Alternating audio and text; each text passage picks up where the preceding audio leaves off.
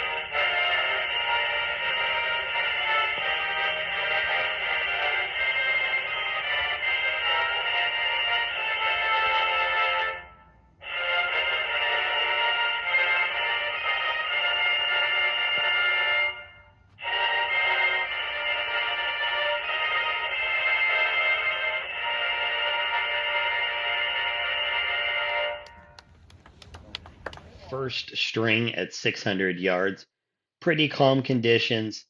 This was good. It wasn't great. There were quite a few people above me with more X's, but I was still very happy that I cleaned it.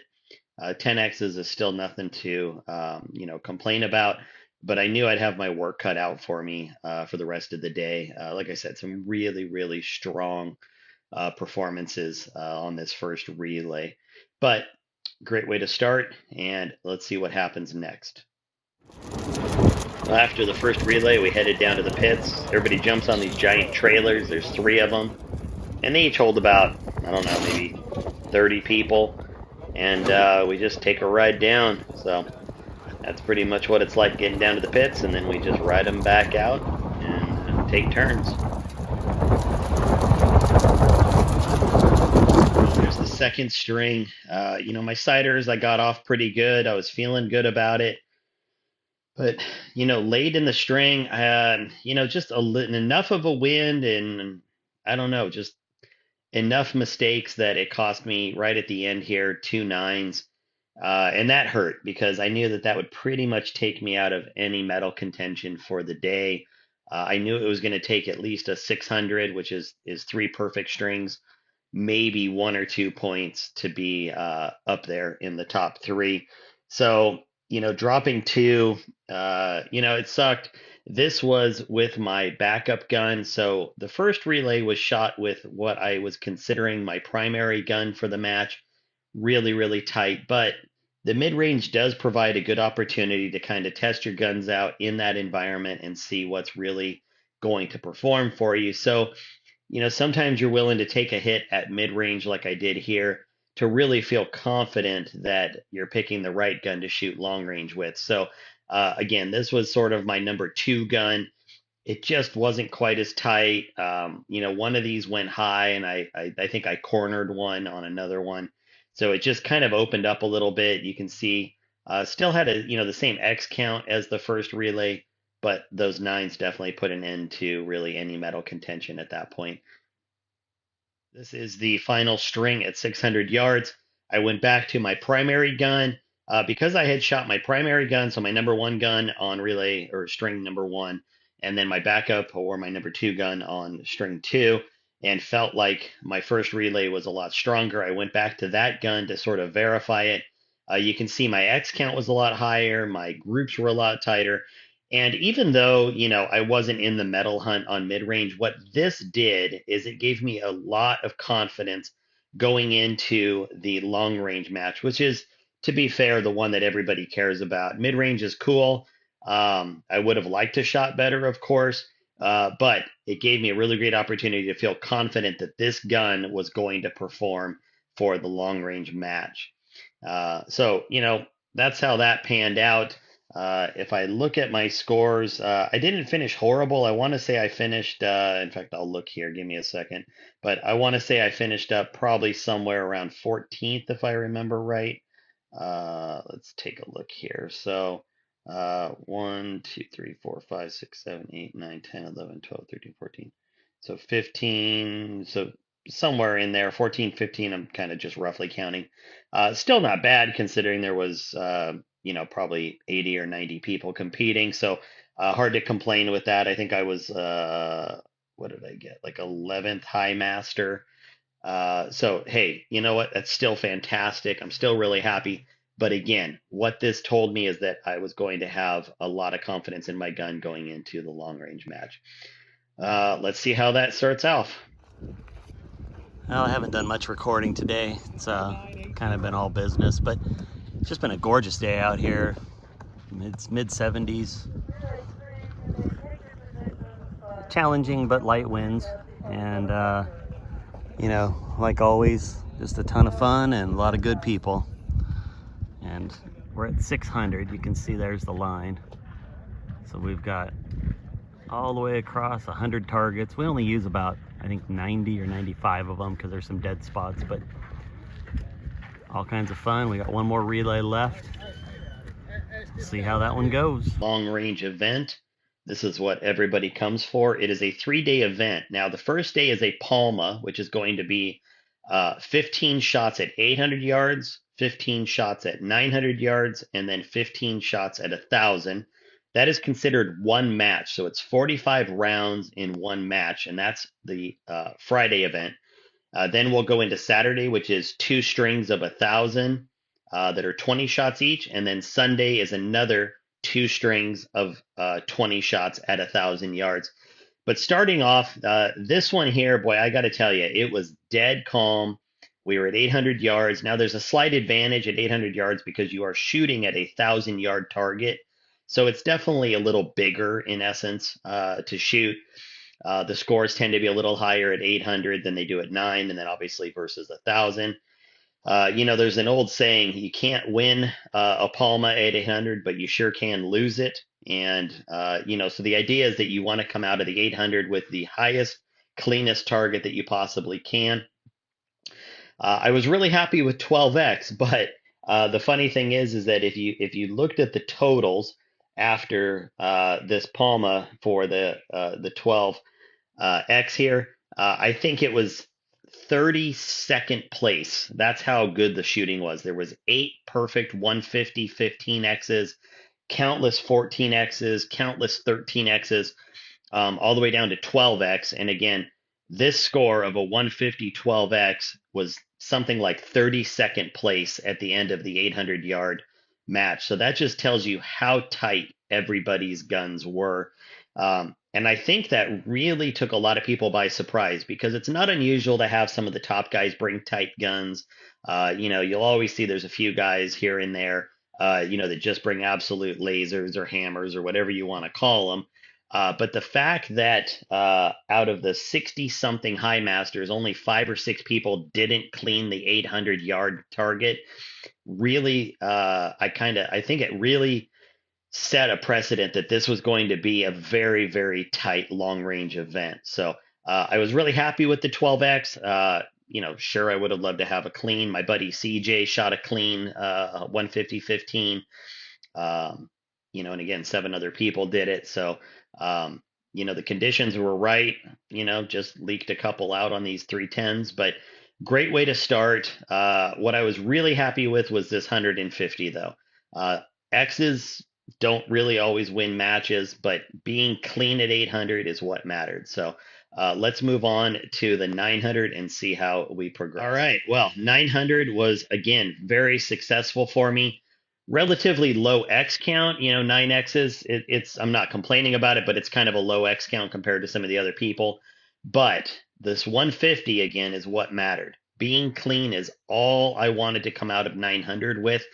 To be honest, I would have been happy with a 150 0X, only because to come out of the 800 and the 900 clean really sets you up to put yourself in a lead position going into the 1,000 at the end of the Palma. Now, the 9X's, total gravy. And, really, by the end of this 900-yard match, what this was telling me is that my gun was shooting tight.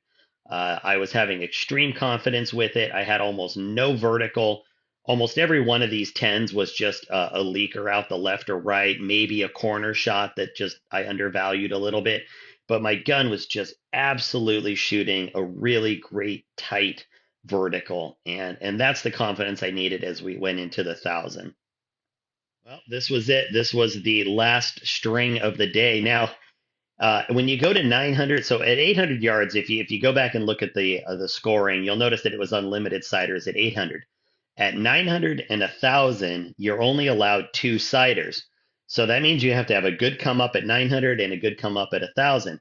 My come up wasn't a problem, but it started getting a little windier, and to be honest, I was just a little off at 1,000 for some reason. So if you look, my first sider was a 6. Now that was a low left 6.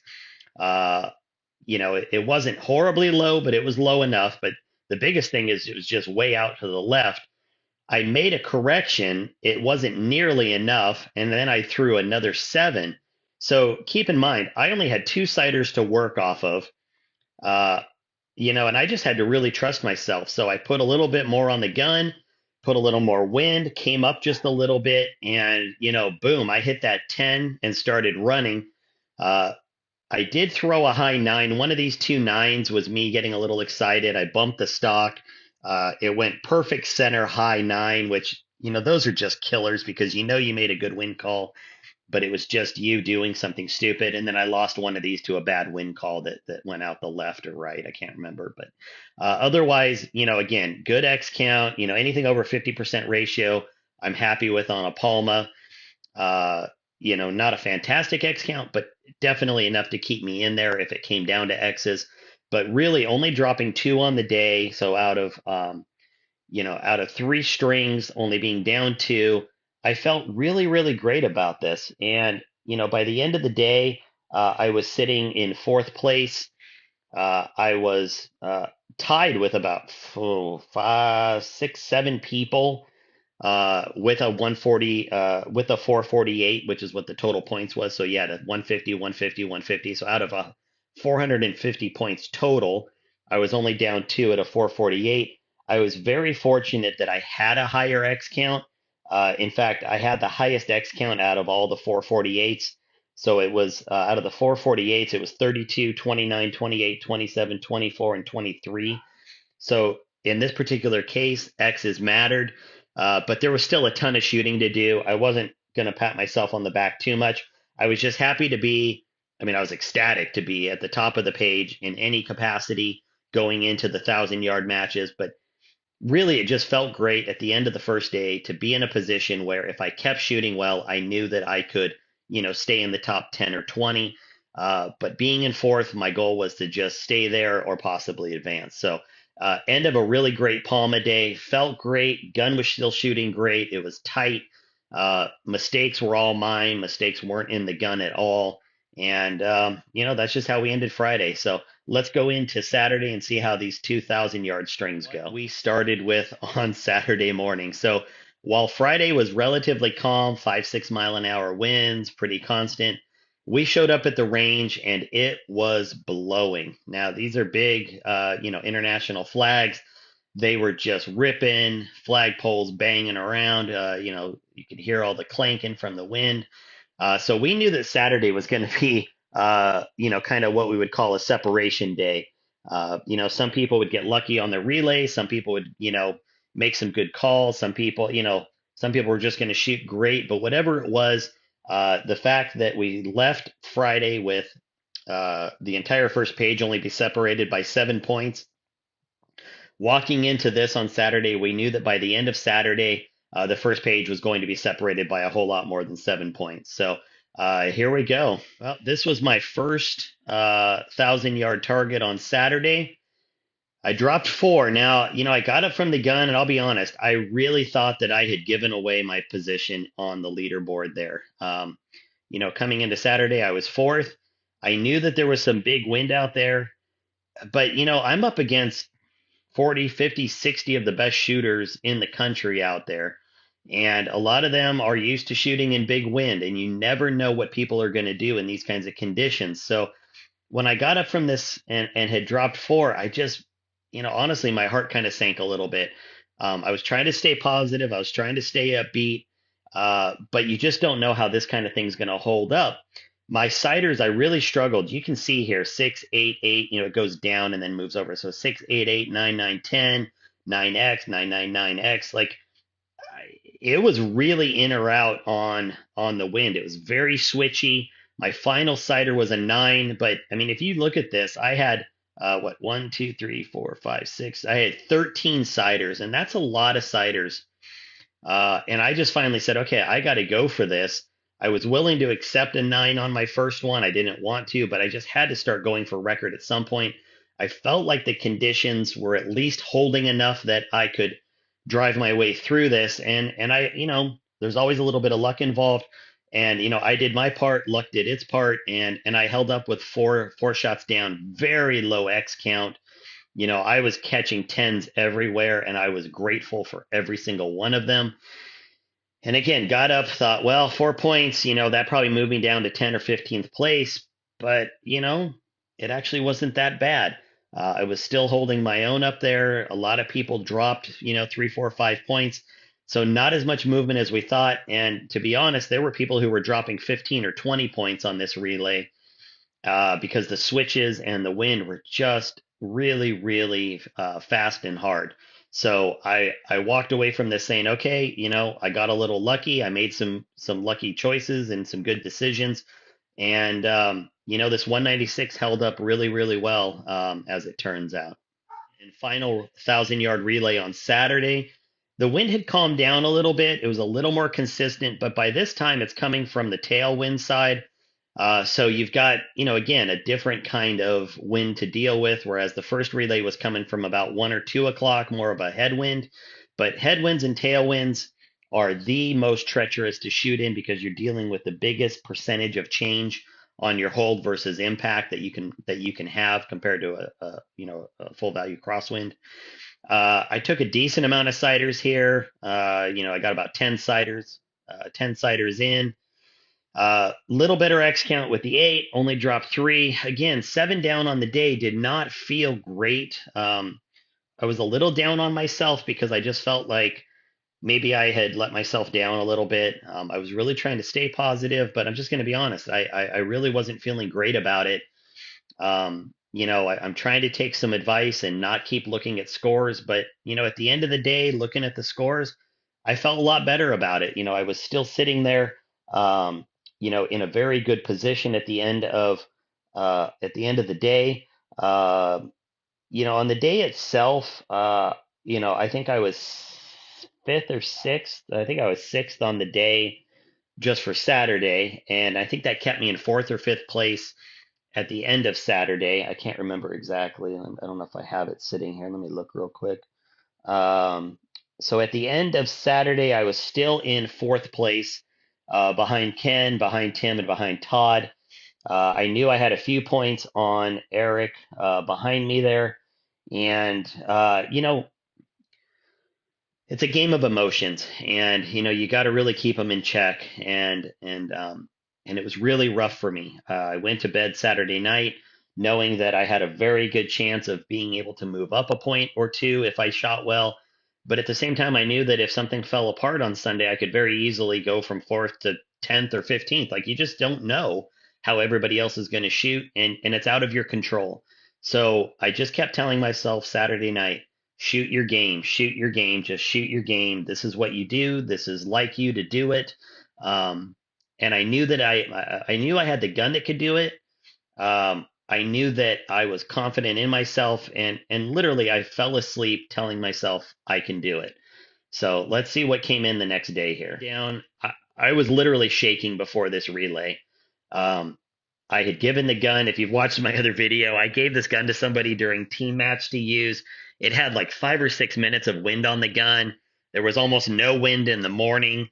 I was way off left side target. It took me about 4 shots here to figure out what the heck was going on. Um, I kind of didn't care through these misses. Like, honestly, the misses were almost helpful because I really was shaking. I had trouble controlling my nerves this day. Being in fourth place is amongst 130 something high masters, everybody in open. It was not something I was used to doing, and it's a different level of competition at that point. Every single point counts. So these misses were a little weird, and they are what they are. But then I got on target and I just started hammering it in there. And by the time I got through these maybe shots 3 or 4, I shot this 10, and I remember thinking, like, honestly, I had a lot of doubt in my head at this number 10.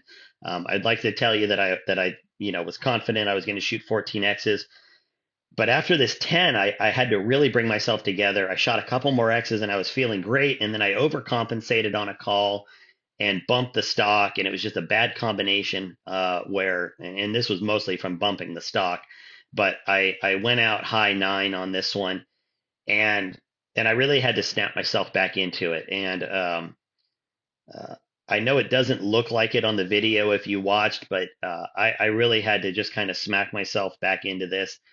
Told myself I could do it. Told myself I'd been doing it all week. Told myself that there was nothing different about this hold. Went right back into it, and then I finished out really strong. And I got to tell you, I was literally almost in tears at the end of this one. It was just really, really emotional because after shooting this 199.14, I knew that I really had a chance of being right there in the top 5, and uh, and that was just an amazing feeling. So all I had to do was just keep my head together for one more relay, and then it was just done. This was my final 20 shot string on Sunday. Again, my emotions got the better of me. My ciders went real well. 8, 10, XX. I was on, boom, I was running, and I got jittery. I think I honestly made more mistakes worrying about dropping points than trying to get points. and that really cost me. One of these was a bump. Two of these were bad wind calls. I remember one of these, I think it was this nine. I was shaking a little bit and my joystick came down a little bit low and I broke the shot. This one was a bump stock. This one was just a bad call. But those jitters, they got me. And to be fair, they cost me third place. And everybody can say that, like whoever's in third could have had second, second could have had first.